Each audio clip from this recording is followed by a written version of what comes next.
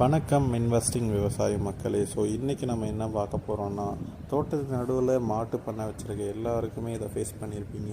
இங்கேருந்து தான் வரும்னு தெரியாது இந்த பாம்பு. அப்பப்போ வந்து எட்டி பார்த்துட்டு போவோம். நான்லாம் நேற்று பார்த்தீங்கன்னா ஷோல்டர் மேலே எகிரி குச்சி விளையாடிட்டு போகுது.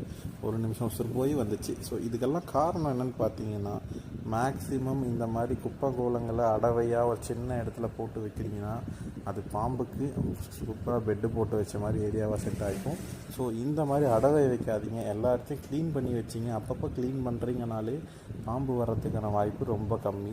ஸோ இதை க்ளீன் பண்ணும்போது ஒரு குட்டி பாம்பு இருந்துச்சு. அதை க்ளீன் பண்ணலான்னு பார்த்தா செப்டிக் டேங்க் போய் செட்டில் ஆயிடுச்சு.